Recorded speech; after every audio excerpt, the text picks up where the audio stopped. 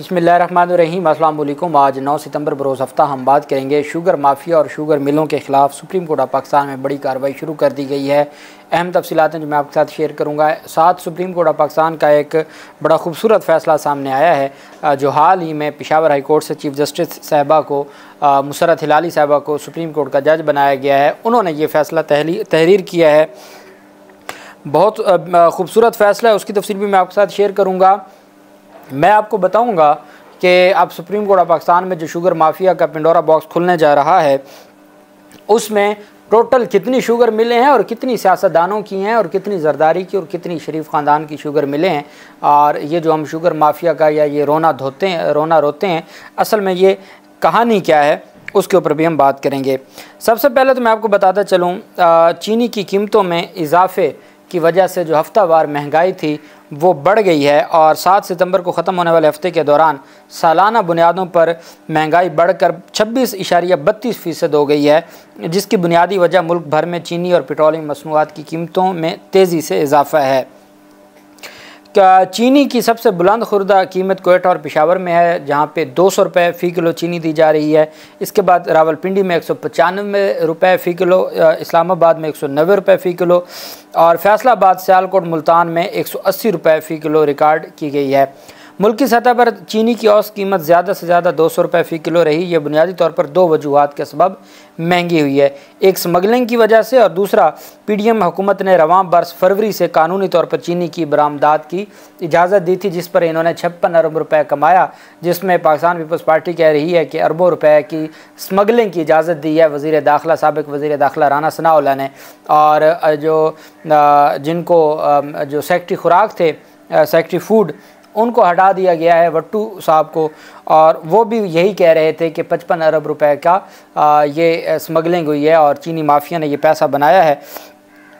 8 lakh ton चीनी मगरबी सरहद से स्मगल की गई है और इसके साथ ही पीडीएम हुकूमत ने फरवरी से अब तक 2,50,000 टन चीनी की बरामद की इजाज़त दी।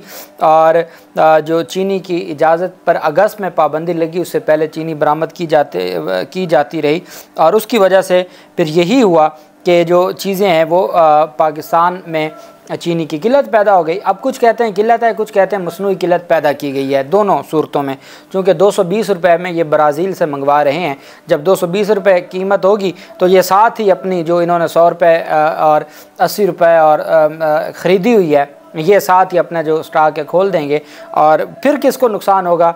मेरी रियासत को होगा और मेरी आवाम को होगा और ये महंगाई का सिलसिला अभी बढ़ता जाएगा। और आप अंदाज़ा लगाएं कि ये इसको कोई रोकने वाला नहीं है और भले आप बड़ी कार्रवाइयाँ करें, लेकिन जब तक आगे जो मैं फैक्ट्स आपको बताने जा रहा हूँ इन लोगों के ख़िलाफ़ कार्रवाई नहीं होगी तो उस कार्रवाई को आवाम यही समझेंगे कि ये कोई कार्रवाई नहीं है। एक और ख़बर, इंसदाद दहशतगर्दी अदालत लाहौर में डॉक्टर यास्मीन राशिद बुज़ुर्ग ख़ातून सियासतदान हैं और कैंसर की मरीज़ भी हैं। उनकी ये हालत है कि हमारे मुल्क में जिसके ख़िलाफ़ 16 अरब रुपए का मनी लॉन्ड्रिंग का मुकदमा था, शहबाज शरीफ वगैरह के ख़िलाफ़, उनको वज़ीर आज़म बनाया गया, NRO दिया गया और इस वक्त वो अपनी हुकूमत ख़त्म होते ही वो अपने मुल्क चले गए और वहाँ उन्होंने अपने कैंसर का इलाज करवाया और अब अल्हम्दुलिल्लाह उनकी कैंसर की जो मर्ज़ है वो ख़त्म हो चुकी। लेकिन ये जो ख़ातून है ये कैंसर की मरीज़ा है, पिछले 4.5 माह से इनको ज़मानत नहीं दी गई और सबसे जुल्म की बात यह है कि 4.5 महीनों के बाद नई दफ़ात ऐड की जाती हैं। इनके ख़िलाफ़ एक जलाओ घिराव और शेर पाव पुल पर इंतशार अंगेज़ तकारीर का एक मुकदमा था, उसमें डॉक्टर यास्मीन राशिद को पुलिस ने इंसदाद दहशतगर्दी अदालत लाहौर में पेश किया, जहां अदालत ने उनका नए सिरे से 5 रोज़ा जिस्मानी रिमांड मंजूर कर लिया। जज अबर गुल खान ने पुलिस की दरख्वास्त पर समाअत की, जिसमें मौक़िफ़ अख्तियार किया गया था कि मुकदमे में बगावत, जंग छेड़ने और आवाम को फसादात पर उकसाने की दावत शामिल है। तफ्तीशी अफसर ने इस्तदा की कि नए इल्ज़ामात की तहकीकात के लिए डॉक्टर यास्मीन राशिद का दोबारा जिस्मानी रिमांड दिया जाए। अब जब ये दोबारा जिस्मानी रिमांड होगा, चलान मज़ीद लेट होगा, ज़मानतें पहले लेट हो चुकी हैं और इनका कोई पुरसान हाल नहीं है और हमारी अदालत के किसी जज को अभी तक ये फ़िक्र लाहक नहीं है कि बाकियों के ख़िलाफ़ तो जो आपने कार्रवाई करनी है वो करनी है, लेकिन जो ख़वातीन हैं और फिर ये बुज़ुर्ग ख़वातीन, इनके हवाले से ही कोई खौफ खुदा किया जाए। लेकिन हमारा निज़ाम ऐसे ही चलता जा रहा है। दूसरी जानिब सरकारी मुलाजमीन के ख़िलाफ़ महकमाना कार्रवाई से मुतल्लिक़ सुप्रीम कोर्ट ऑफ पाकिस्तान ने तहरीरी फ़ैसला जारी कर दिया है। सुप्रीम कोर्ट ने यह फ़ैसला दिया है कि किसी भी सरकारी मुलाजिम के ख़िलाफ़ महकमाना कार्रवाई रिटायरमेंट के 2 साल के अंदर अंदर ही हो सकती है, उसके बाद नहीं। सुप्रीम कोर्ट ने 5 सफ़ात पर मुश्तमिल फ़ैसला जारी किया है। तफसीली फ़ैसला जस्टिस मुसरत हिलाली ने तहरीर किया है। फ़ैसले में केस से मुतल्लिक़ बताया गया है कि मोहम्मद अफजल अंजुम बतौर रावल डैम डिवीज़न इस्लामाबाद में चीफ़ इंजीनियर के अहदे पर तैनात थे। महकमाना आबपाशी पंजाब ने महकमाना कार्रवाई का आगाज़ करते हुए एग्जीक्यूटिव इंजीनियर को रिटायरमेंट के 3 साल बाद शोकास नोटिस जारी किया, जिसमें मुलज़िम पर मिसकंडक्ट और करप्शन के इल्ज़ामात आयद किए गए थे। तहकीकाती कमेटी ने नवंबर 2020 में यह तजवीज़ दी कि एग्जीक्यूटिव इंजीनियर की पेंशन से 55 लाख रुपए रिकवर किए जाएँ। ट्राइब्यूनल ने फरवरी 2022 में महकमाना ऑर्डर कलअदम करार देकर पेंशन और तमाम मराहत अदा करने का हुक्म दिया, जिस पर महकमे ने अपील दायर की सुप्रीम कोर्ट ऑफ पाकिस्तान में। अदालत ने फैसले में कहा कि हमारे सामने ये सवाल था कि क्या किसी शख्स की रिटायरमेंट के 3 साल से ज़ायद अरसा गुजरने के बाद महकमाना कार्रवाई हो सकती है या नहीं हो सकती। अदालत ने कहा कि जो पीडा एक्ट है 2006 का, उसके शिक 21 के तहत मुलाजिम की रिटायरमेंट के 2 साल के अंदर अंदर महकमाना कार्रवाई की जा सकती है। सुप्रीम कोर्ट एक फ़ैसले में असूल तय कर चुकी है कि पीडा कानून का मकसद अच्छी तर्ज हुक्मरानी और सरकारी मुलाजमीन में खुद एहतसाबी का हदफ हासिल करना है। यह कानून हाज़िर सर्विस मुलाजमीन और उन रिटायर मुलाजमीन के खिलाफ महकमाना कार्रवाई से मुतल्लिक है जिनके खिलाफ कार्रवाई रिटायरमेंट के 1 साल के अंदर अंदर की गई हो। फैसले में कहा गया कि मज़कूरा मुलाजिम 10 जनवरी 2017 को रिटायर हुआ, जबकि उसके खिलाफ महकमाना कार्रवाई 24 फरवरी 2020 को शुरू हुई। मुलाजिम के खिलाफ कार्रवाई पीडा एक्ट की खिलाफ वर्जी है। सर्विस ट्राइब्यूनल ने कानून के मुताबिक दुरुस्त फैसला दिया, अपील मुस्तरद की जाती है। और जो सरकारी महकमे की अपील थी, जो वफाकी हुकूमत का महकमा था, उसकी अपील को सुप्रीम कोर्ट ऑफ पाकिस्तान ने मुस्तरद कर दिया। दूसरी जानिब चीनी माफिया के ख़िलाफ़ जो ज़मान वट्टू की जानिब से इंकशाफ किया गया था, उनको तो ओहदे से हटा दिया गया, लेकिन निगरान पंजाब हुकूमत ने चीनी स्कैंडल में मुलव्वस 13 बड़े डीलर्स के नाम FIA के हवाले किए हैं। ज़राए महकमा खुराक पंजाब ने बताया कि लाहौरिया डीलर शुगर मिल्स के नुमाइंदे हैं और मालकान से मिलकर चीनी 90 से 180 रुपये किलो तक ले गए और कार्टेल बनाकर अरबों रुपए का मुनाफा कमाया। जब मालकान के साथ मिल के यह सारा कुछ किया तो मालकान को क्यों नहीं पकड़ते, सिर्फ आप डीलर्स को क्यों पकड़ते हैं, जब मुनाफा कमाने में मालकान सबसे आगे हैं और ख़ुद बता रहे हैं कि मालकान से मिल के। FIA और दीगर एजेंसियां कई रोज़ बाद भी किसी डीलर को अभी तक गिरफ्तार तो नहीं कर सकीं। लाहौर से डीलर माजिद मलिक और खुशाब से नुमान कुरैशी का नाम FIA को दिया गया है, जब से खुशाब से डीलर साजिद और तौसीक का नाम भी FIA को दिया गया है। इसके अलावा सरगोदा से डीलर फारूक खान और कसूर से मलिक अजीम का नाम FIA को दिया गया है, जबकि कराची से डीलर तलहा कपूर उसका नाम भी दिया गया है और जमाल मुस्तफ़ा का नाम भी दिया गया है। महकमा खुराक का कहना है कि चिश्तियाँ से डीलर अवैस बिलार, फैसलाबाद से इमरान, मीरपुर से वकास, लाहौर से अशरफ और मुल्तान से डीलर अरशद का नाम FIA को दिया गया है। ज़राए के मुताबिक ये डीलर्स अपने घरों और दफातर से गायब हो चुके हैं। पंजाब हुकूमत ने इन डीलर्स की तफसीलात वफाकी हुकूमत और FIR को भिजवा दी हैं। FIA ने मुकदमा दर्ज करके कार्रवाई का आगाज़ कर दिया है। डीलर्स के हाथ आने पर शुगर मिल्स मालकान भी पकड़ने का इंदिया दिया है और चीनी की स्मगलिंग का डाटा भी इन्हीं डीलर्स से मिलेगा। अब वो डीलर पकड़े जाएंगे जो गायब हो चुके हैं, फिर उसके बाद उनसे डाटा लिया जाएगा, उनसे तफ्तीश की जाएगी और फिर मालकान के ख़िलाफ़ कार्रवाई होगी।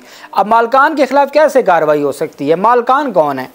पाकिस्तान में 87 शुगर मिले हैं, टोटल 87 शुगर मिले हैं, जिनमें से 40 सियासतदानों की हैं और बकिया जो हैं, अगर आप कहें कि जी जो बकिया शुगर मिले हैं तो वो सियासतदानों की नहीं है तो उनके रिश्तेदारों की होंगी या किसी बड़े तगड़े ताजर की होंगी। कोई गरीब आदमी की शुगर मिल तो नहीं हो सकती, लेकिन 40 शुगर मिलें सियासतदानों की हैं। वो सियासतदान जिनको NRO दिया गया, वो सियासतदान जिनको 15 महीनों के लिए रजीम चेंज ऑपरेशन के ज़रिए मुसल्लत किया गया, वो सियासतदान जिनको नैब तरमीम के ज़रिए क्लीन चिट दी गई, जाली accounts cases, money laundering cases, TTs के केसेस, सारा कुछ ख़त्म कर दिया, उन सियासतदानों की। उसमें शरीफ ख़ानदान की, इन 40 में से शरीफ ख़ानदान की 9 शुगर मिले हैं, शरीफ ख़ानदान की, जबकि जरदारी ख़ानदान की 10 शुगर मिले हैं और फिर जहांगीर तरीन ग्रुप की और बाकी। मुझे बताएं कि आप मुल्क में टोटल हैं 87 शुगर मिले हैं, 40 शुगर मिले हैं सियासतदानों की और वो सियासतदान इस वक्त हैं आपके साथ, फिर कार्रवाई किसके ख़िलाफ़ होगी, कैसे कार्रवाई होगी, किस तरीके से कार्रवाई होगी। इसी शुगर माफिया के ख़िलाफ़ तो इमरान खान ने सबसे पहले, ये वो इंक्वायरी थी जिसने रिपोर्ट मुकम्मल करके रिपोर्ट शाये की थी। हमारे मुल्क में तो जो इंक्वायरी कमीशन बनते हैं वो रिपोर्ट ही नहीं पब्लिक होती। इमरान खान ने अपने करीबी साथियों को जब देखा कि वो भी इन्वॉल्व हैं, उनको भी पकड़ा था, लेकिन वो मनी लॉन्ड्रिंग के मुकदमात हुए और जिस दिन फ़र्द जुर्म आयद होनी थी उस दिन एक वज़ीर आज़म बन गया, एक वज़ीर आला बन गया। जहांगीर तरीन एक सियासी जमात का उसको आपने हेड बना दिया। जरदारी ख़ानदान को आपने ये लारा लगा दिया कि अगला वज़ीर आज़म बिलावल जरदारी है। तो मैं ये समझता हूँ कि इन सारी चीज़ों को मद्देनज़र रखते हुए फिर कार्रवाई कैसे होगी और आप डीलर्स को पकड़ के क्या कर लेंगे जब तक आप मालकान को नहीं पकड़ते। और मालकान मैंने आपके सामने रख दी हैं कि 87 में से 40 तो सियासतदान हैं और उसमें 9 शुगर मिलें शरीफ ख़ानदान की हैं और 10 जरदारी ख़ानदान की हैं। अब सुप्रीम कोर्ट ऑफ पाकिस्तान ने वफाकी हुकूमत की, ये पुराना केस है वफाकी हुकूमत की, लेकिन मौजूदा हालात में इस वजह से ये फिट आता है कि सुप्रीम कोर्ट ऑफ पाकिस्तान, जैसे आपने देखा जड़ावाला सानिया की दरख्वास्त थी और उसमें जो सिख कम्यूनिटी के साथ या उससे मिलता जुलता जो था उस पर भी ऑर्डर जारी किए थे। अब इस वक्त चीनी का बहरान है, चीनी की कीमत ने लोगों की चीखें निकलवा दी और अब सुप्रीम कोर्ट ऑफ पाकिस्तान में ये केस का फिक्स होना और एक दबंग बेंच का बनना इस बात का सबूत है कि चीनी माफिया को अब सुप्रीम कोर्ट ऑफ पाकिस्तान ही पकड़ेगी। जस्टिस एजाजुल हसन साहब की सरबराही में 3 रुकनी बेंच है, जस्टिस जमाल मंदोखेल और जस्टिस शाहिद वहीद। चीनी ज़ख़ीरा अंदोज़ी केस की समाअत होने जा रही है 12 सितंबर को।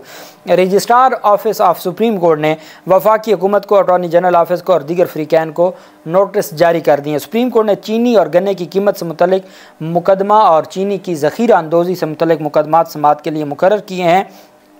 अब ये 2 मुकदमात हैं, एक मुकदमा है जो चीनी की ज़ख़ीरा अंदोज़ी केस है वो 12 सितंबर को लिए समाअत के लिए मुकर्रर है और एक है चीनी और गन्ने की कीमत से मुतल्लिक मुकदमा, वो यही बेंच 13 सितंबर को समाअत करेगा। मीरपुर ख़ास शुगर मिल ने चीनी और गन्ने की सरकारी कीमत से मुतल्लिक सुप्रीम कोर्ट से रजू किया था, उस पर भी समाअत होगी। वफाकी हुकूमत की जो अपीलें थीं चीनी की ज़ख़ीरा अंदोज़ी के ख़िलाफ़, मिल मालकान के ख़िलाफ़, उसके ऊपर 12 सितंबर को समाअत होगी। चीनी माफिया का ज़ोर है, चीनी का रेट कंट्रोल में नहीं आ रहा, चीनी माफिया के ख़िलाफ़ छोटे लेवल पर, छोटे पैमाने पर कार्रवाइयाँ जारी हैं और ऐसे में सुप्रीम कोर्ट ऑफ पाकिस्तान ने इन केसेस को मुकर्रर किया है और तमाम फ्रीकैन को नोटिस जारी किया है। मामला बहुत अहम हो गया है। अल्लाह पाक पाकिस्तान का हामी नासिर हो। बहुत शुक्रिया। अल्लाह हाफिज़। पाकिस्तान जिंदाबाद।